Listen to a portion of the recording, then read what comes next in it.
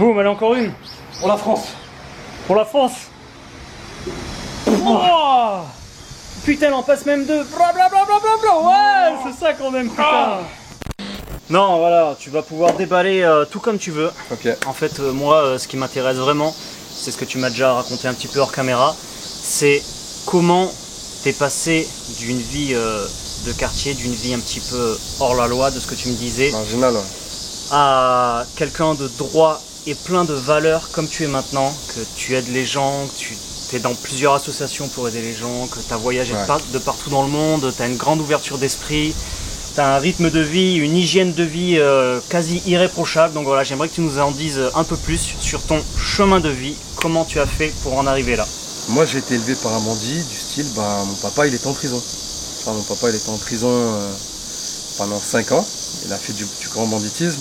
Mais c'est pas le genre de papa qui nous a laissé, c'est-à-dire que moi je viens d'une famille, on est 7, on était 8, avec mes parents ça faisait 10. Mon père, malgré que j'ai pas grandi avec lui, parce qu'il est tombé en prison, je devais avoir 10 ans, 7-8 ans, il a fait 5 ans, et après il est interdit du territoire, donc de la ville où je vivais, tu vois. Il est interdit de ma région. Petit aparté rapidement, il est tombé en prison parce qu'il a marié des sans-papiers. Il a monté un réseau de ça et il a fait je crois peut-être plus de 40 mariages, 50 mariages. Mais c'est parce que mon père il m'a parlé une seule fois de ça, il m'a dit que quand il arrive en France, pour lui c'était Miami. C'est-à-dire dès qu'il est arrivé, il sort d'un pays, c'est une dictature. Il vient d'une campagne de la Tunisie claquée au sol. T'as pas de liberté. Entre guillemets, tu peux pas faire réellement ce que tu veux, tu vois. Et mon père il arrive en France à 20 ans et il m'a dit j'ai cru que j'étais à Miami, ça m'a fait halluciner la France, tu vois. Et il a monté un petit commerce. Et avec ce petit commerce, il faisait travailler les gens et de fil en aiguille, il arrivait à les marier, tout ça. Là. Et plus qu'un réseau, c'était pas un réseau où mon père il a fait de l'argent, il a perdu plus de temps et d'argent qu'autre chose. Mais c'est son côté, je pense que j'ai hérité avec mes frères et sœurs. De notre côté, de bienveillance envers tout le monde. On veut aider tout le monde, malgré qu'on nous prend aussi pour des bêtes des fois, tu vois. Et donc j'ai grandi sans mon papa. Et si tu veux, j'ai 2 de mes frères qui ont fait beaucoup d'allers-retours en prison. À la différence de mon père, c'est moins noble. C'est plus des stupéfiants, bagarres classiques de mecs qui vivent dans les quartiers populaires, quoi, entre guillemets. Et moi, j'étais pas dans ça. Et un de mes frères, il y en a un qui a fait 10 ans plein. Il avait commis un braquage. Et il avait failli renverser un policier sur un délit de fuite. Et ça, quand j'en avais parlé avec lui, il m'a dit que c'était pas... Il était pris de panique. C'est pas ce qu'il voulait, tu vois, parce que les médias avaient grossi ça un peu, tu vois. Et mon autre frère, c'était 7 ans de prison. Ou 8 je crois, et beaucoup de stupéfiants en bagarre. Il est rentré en prison en mineur, ils ont fait les foyers mes 2 frères. J'étais en foyer parce que mon père était en prison et que ma mère toute seule elle n'y arrivait pas, tu vois. Elle n'arrivait pas à gérer tout ça. Donc la justice ont placé mes frères. Donc ma mère elle n'a pas eu le choix avec cet enfant, ils ont placé mes frères qui étaient dans un centre fermé, centre éducatif fermé, tu vois. Donc ça c'est la dernière porte avant de rentrer en prison pour mineurs, tu vois. Et mes frangins ils ont franchi le cap, ils sont rentrés les 2 en mineur, à la maison d'arrêt, tu vois. Et moi j'allais déjà au parloir à l'âge de 8-9 ans pour mon père. Donc au début au parloir, tu vas pour quand t'es jeune, tu vas pour voir les membres de ta famille, ça te fait bizarre, c'est glauque. Et tu te dis qu'est-ce que je fous là, tu vois. Et puis moi, comme je t'ai dit, je suis pas un voyou, moi, donc je me disais qu'est-ce que je fous là. Mais je voyais mon papa, j'étais content de voir mon papa, tu vois. C'était un très bon cuisinier. Mon papa il a un petit restaurant, ça sent le produit direct, solide. Donc tu pourras mettre l'adresse du restaurant du papa à Rion, tout ça, venez. J'en profite direct. Et mon papa, donc c'était un très bon cuisinier. Il payait une cantine, on lui ramenait les ingrédients qu'il fallait. Et lui il distribuait le couscous même aux surveillants. J'avais croisé 2 surveillants qui m'ont dit ouais ton père c'est vraiment une crème. C'est incroyable. Il nous a fait un couscous, tout ça. Enfin bref. Et du coup, pour en revenir à ça, du crescendo, quand tu vas au parloir, pour mon papa j'étais jeune, après pour mes frères c'était différent. J'ai commencé à y aller vers 13-14 ans et moi j'étais un sale gamin. Du style, tu sais, quand t'es ado, enfin sale gamin. Je me battais pas avec les gens, j'ai toujours respecté tout le monde. Mais vu que ma mère elle galérait, que mes frères étaient en prison, et que mon père aussi, j'étais obligé de dealer. De dealer parce qu'en fait, si tu veux, comme les 3 ils étaient en prison et que j'avais beaucoup de frères et sœurs derrière, on allait au resto du cœur avec ma mère. Donc on a fait les restos du cœur, le secours populaire, la banque alimentaire et le secours catholique. Et d'ailleurs je tiens à remercier toutes ces femmes et tous ces hommes bénévoles, c'est souvent des mamies tu sais, qui viennent nous aider dans ces associations-là. Du coup, pour moi c'était insupportable que j'aimais pas, tu sais, qu'on se retrouve dans la queue avec ma maman. J'étais là, je poussais le caddie avec elle, tu vois. Et ça me pétait le cœur de me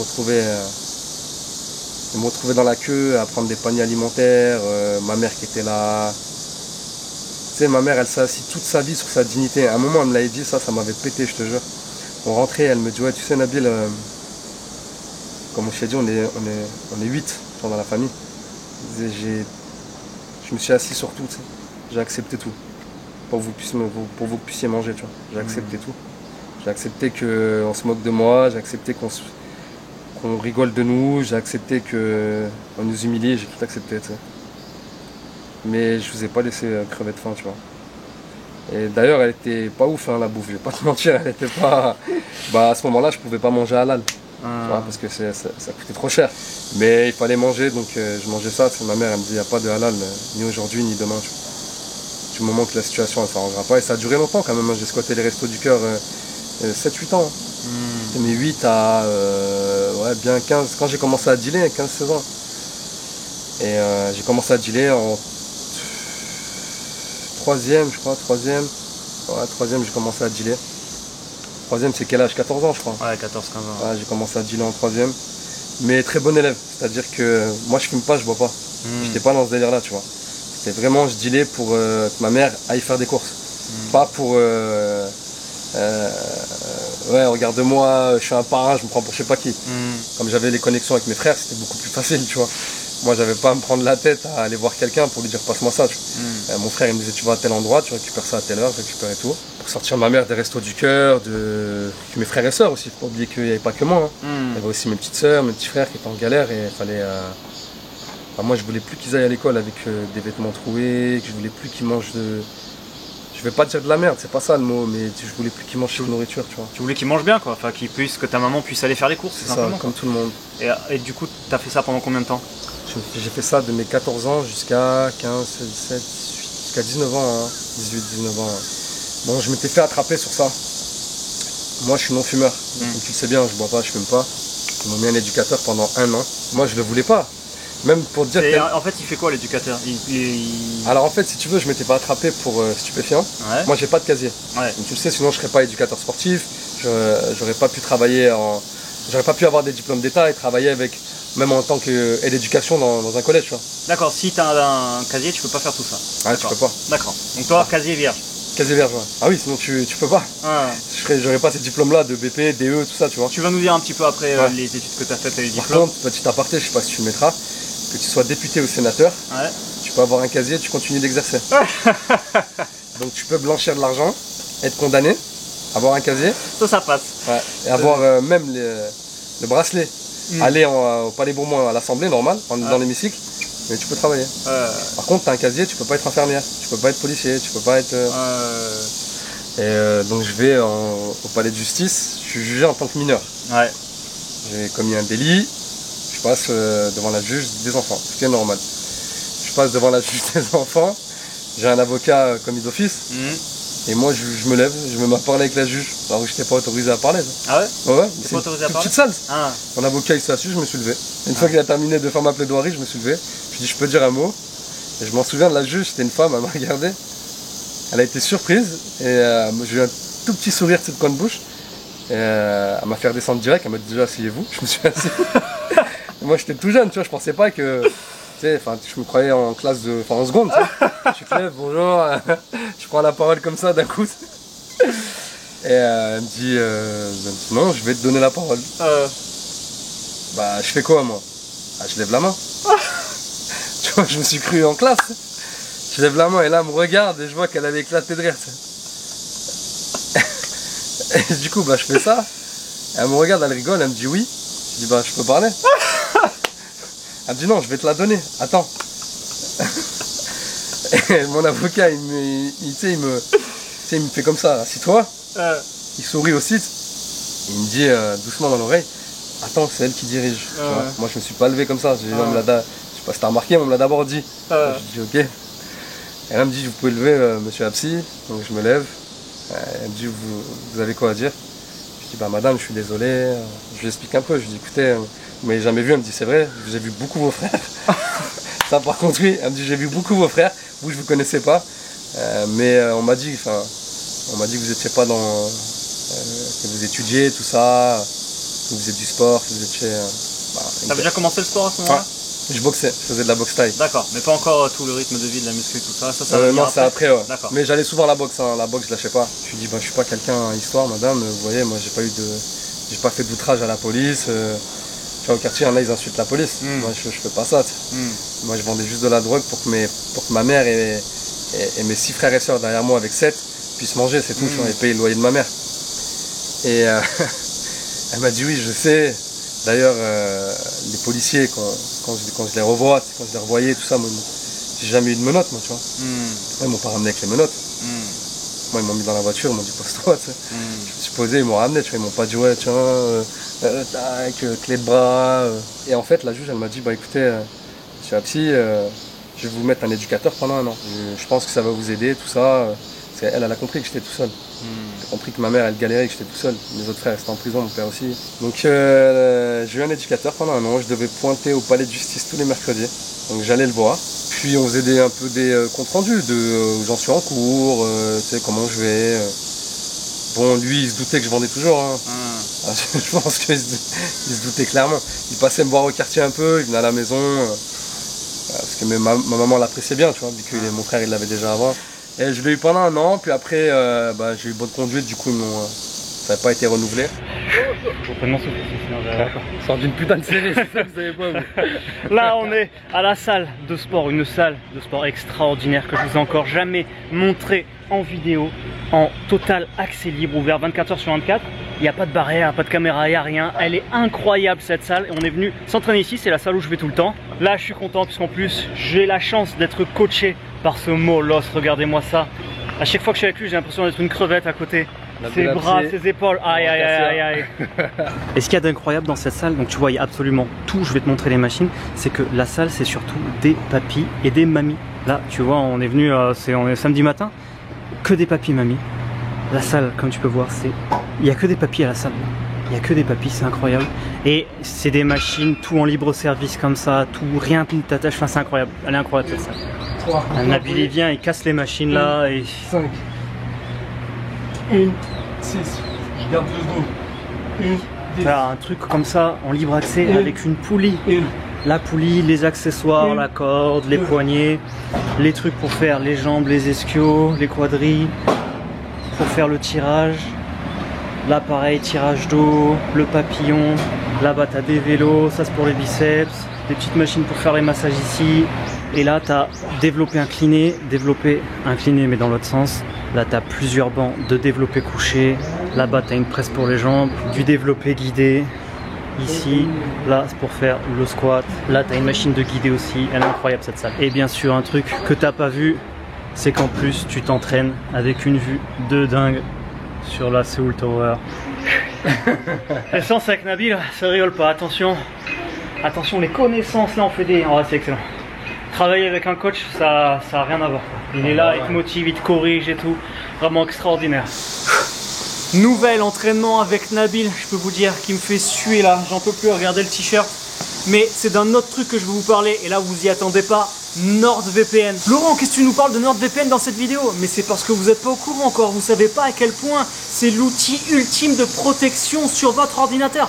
Pas que l'ordinateur, téléphone, tablette, sur tous vos appareils. On sait déjà à quoi ça sert un VPN. Ça sert à vous protéger quand vous êtes en ligne en masquant votre adresse IP. Vous avez accès à une liste de plusieurs centaines de serveurs dans le monde entier qui vous permet de pouvoir passer outre les restrictions géolocales de votre pays. Suivant le pays dans lequel vous êtes, vous pouvez avoir des réductions sur les choses que vous achetez parce que d'un pays à l'autre, les prix ne sont pas identiques, comme par exemple sur la réservation d'un hôtel. Vous avez accès à du contenu supplémentaire sur les plateformes de streaming parce que d'un pays à l'autre, c'est pas le même contenu qui est disponible. Mais NordVPN, c'est bien plus que ça maintenant, puisque maintenant, NordVPN inclut et gratuitement la protection anti-menace. En 3 points très rapides, qu'est-ce que c'est la protection anti-menace? Premièrement, ça vous protège des virus et des logiciels malveillants. Un clic accidentel sur un lien dans un email qu'on vous a envoyé qui était en fait un virus, vous êtes protégé de ça maintenant. Deuxièmement, il vous protège des trackers. Vous savez que tout votre historique, quand vous allez sur internet, tout est enregistré. C'est ça qui vous envoie des pubs ciblées, qui changent le prix d'articles que vous regardez plusieurs fois.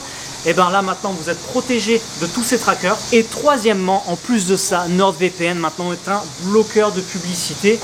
Fini les 50 000 pubs qui s'affichent, la vidéo qui se lance, le bandeau sur le côté ou quoi. NordVPN vous fait, c'est la protection ultime. Comme d'habitude, grâce au lien que je vous mets dans la description, bénéficiez d'une réduction exceptionnelle sur NordVPN. Et si vous hésitiez encore, n'hésitez plus parce qu'il est satisfait ou remboursé pendant 30 jours.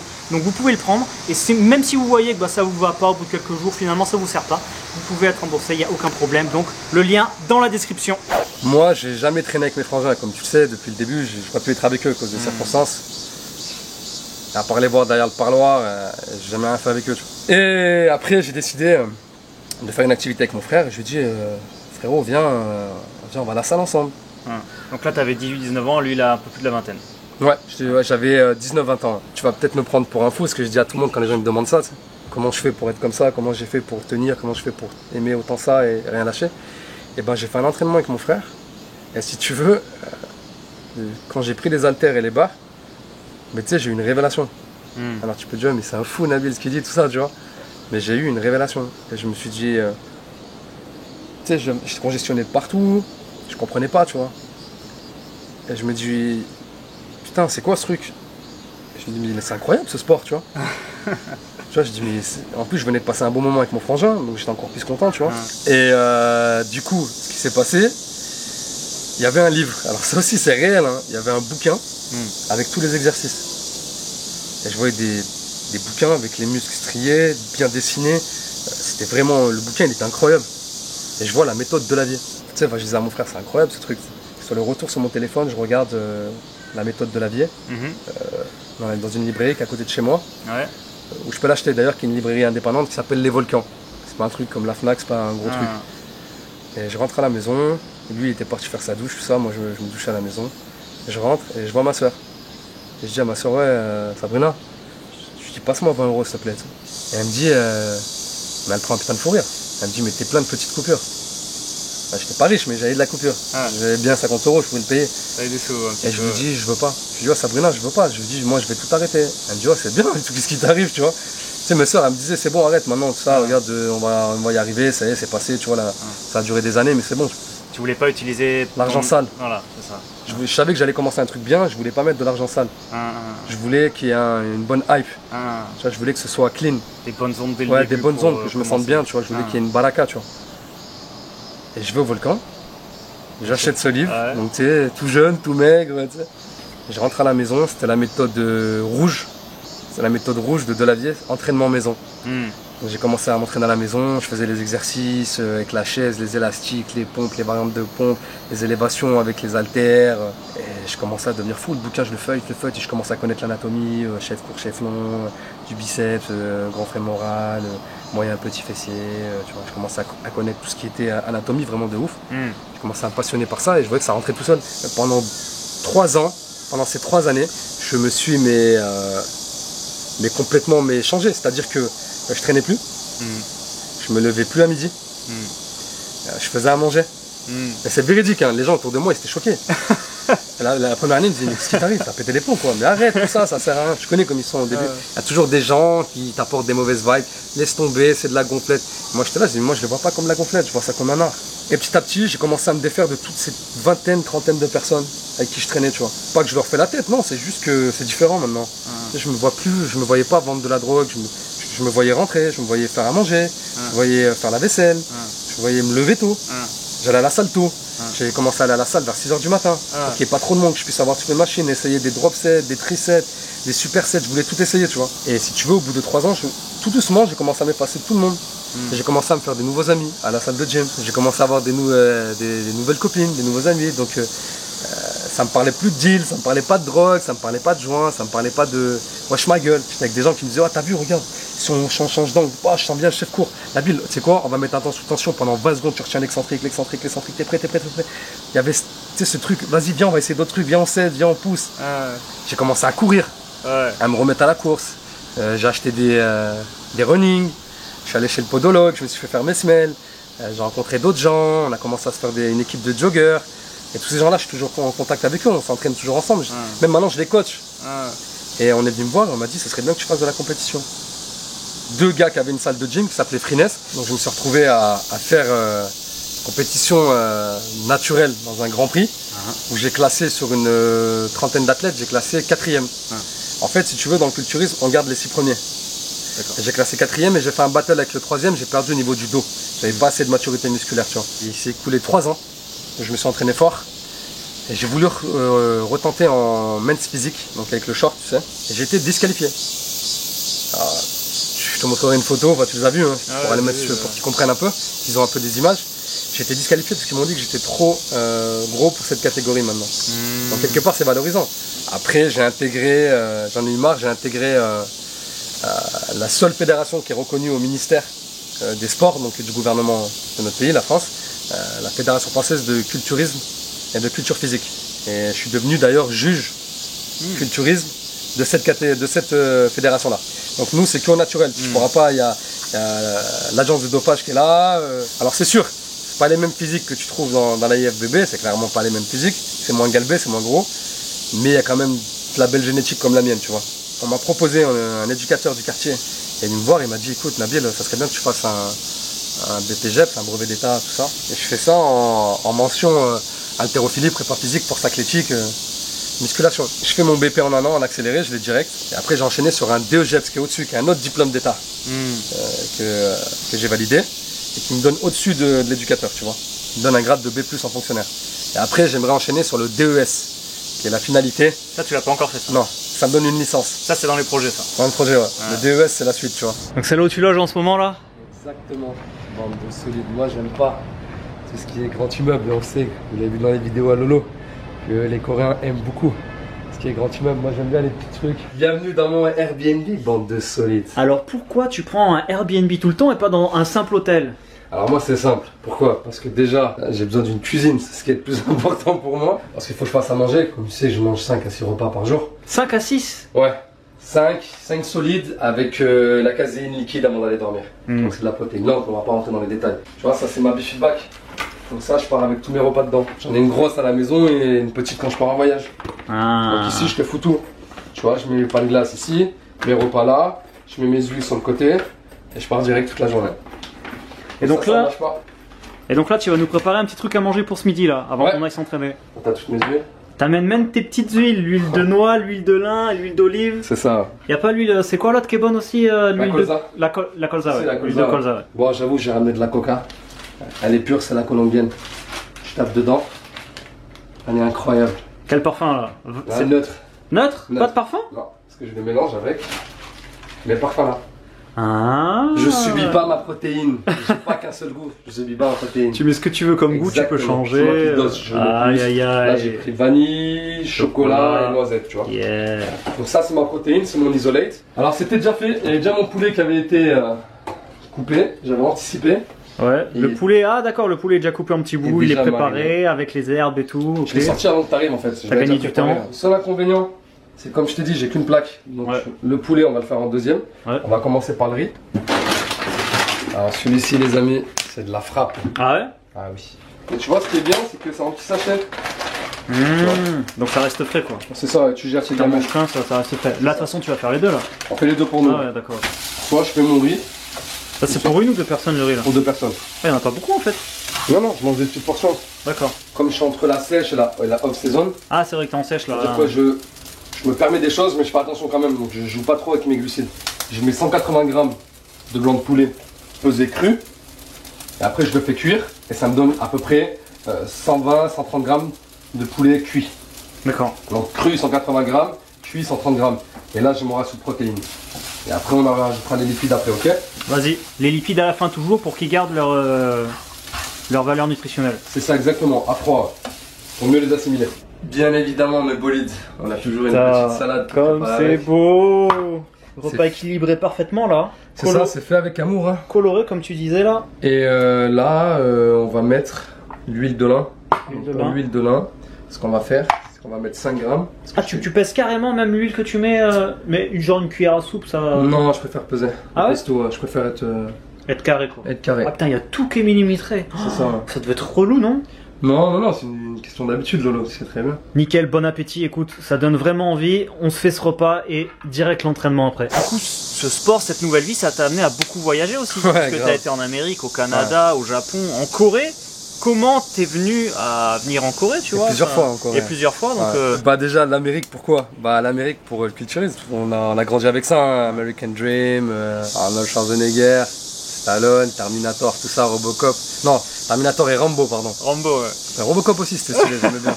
Donc j'aille impérativement en Californie, à Venice, California, au Gold's Gym. C'est le pèlerinage que je suis obligé de me faire, il y a Muscle Beach et le Gold. Donc après je suis parti au Japon, Ouais, passionné de Japon. ouais. Attends. Kame Vas-y. Pegasus, Ryu Senken. Ah bah oui, les chevaliers Zodiac, évidemment. Chevaliers Zodiac, Dragon Ball Z, notre culture, notre pop culture japonaise quand on a grandi. Donc Exactement. Putain, exactement. Putain, je déteste les bêtes. Et qu'est-ce qui t'a amené en Corée alors? C'est pas la K-pop, hein? Je te vois pas dans le quartier écouter les K-pop. Non, je suis pas K-pop, moi pas du tout. Je suis pas J-pop non plus. Bah j'aime bien les dramas, moi. Tu vois? Sérieux? Ouais, j'aime beaucoup les dramas. Ouais. Et je vais te Vas-y, sortir. ton drama préféré, allez. Je vais te les sortir et tu vas tomber par terre parce que Jack on rigolait. Je lui ai sorti les dramas, il m'a dit mais c'est le début ça. J'étais là depuis le début en fait, j'ai dit bah oui. I Love to Kill, Ouais. Full House, Ouais. en coréen en troisième. Ah, City Hunter. C'était Hunter. C'était il y a pas longtemps là avec un bête d'acteur là. En parallèle de tout ça, t'as aussi ouvert ta chaîne YouTube. Ouais. Est-ce que tu peux nous en dire plus sur ta chaîne YouTube? On va parler de Akash aussi On après. peut parler de ma Deux chaîne chaînes perso. YouTube, Voilà. sa chaîne perso, Et une chaîne commune que. une chaîne commune avec Un ami d'enfance. un ami d'enfance. Un petit frérot. La chaîne perso sur YouTube, bah, c'est Nabil Apsi. Tu me parles un peu de toi, c'est des vlogs, c'est des conseils alimentaires avec Thibaut. Thibaut qui est un nutritionniste, mais qui a fait des vidéos très Ouais, intéressantes c'est sur ta ça, c'est chaîne. ça. Des conseils muscu, un petit peu de tout et de rien, j'ai l'impression des fois. Un peu, c'est un lifestyle, c'est Voilà. ma vie quoi.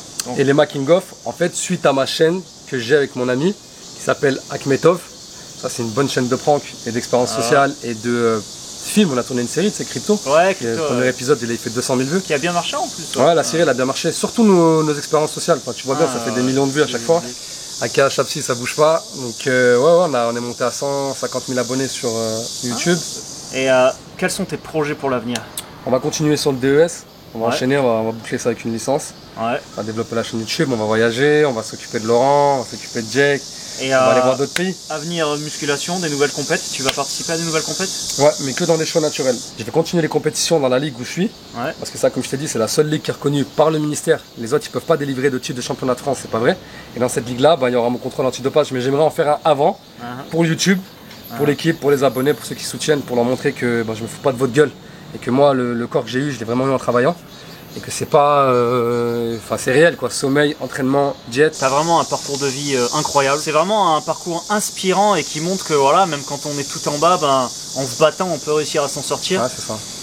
Et donc, Et sans boire, sans fumer, sans tomber dans de la drogue, sans tomber. Il y a un truc qu'on vous a pas dit.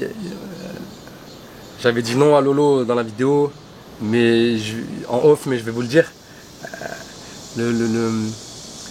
Mon frère en question, Sofiane, ce frère-là qui m'a mis avec, dans tout ça, ce frère-là qui a ma nièce qui s'appelle Saba, ce frère-là est décédé. Il est mort dans un accident de voiture. Ce soir-là, il a fait une chose qu'il n'a jamais faite. Il a dit à mon père 2 fois je t'aime. Il est passé au restaurant, il a dit Baba je t'aime, Baba je t'aime, il a pris sa Red Bull, il a pris mon père dans les bras et il est mort. Et moi j'étais avec lui le matin. Et le lendemain matin, on me dit ton frère il est à la morgue. Et mon frère il avait 27 ans, tu vois, le 11 février 2016. Quelque part, c'est aussi lui le fil conducteur de tout ça, tu vois. Ah, je me retiens, j'ai pas envie de chialer, tu vois, mais des fois je marche tout seul, je te jure, Lolo, c'est. En fait, j'ai des flashbacks. J'ai toujours J'ai fait le deuil, j'ai accepté que mon frangin soit plus là. C'est comme ça, je ne le verrai plus, tu vois. Je pourrais retourner la terre, il sera plus là. Mais j'ai des flashbacks et des fois. Bah, tu vois la Corée du Nord, quand je suis parti à la DMZ, j'avais regardé Zone Interdite avec mon frère, je me rappelle. Et il avait filmé à la DMZ où tu vois le drapeau, tu sais, sur la tour là, tu sais, sur la truc bleu là, tu vois.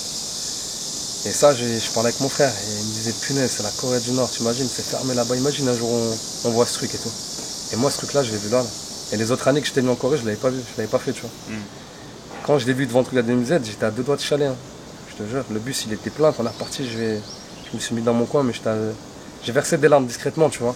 Merci pour ton témoignage, Nabil. Et si vous voulez aller suivre ce personnage, vous pouvez aller sur sa chaîne YouTube ou sur son Instagram.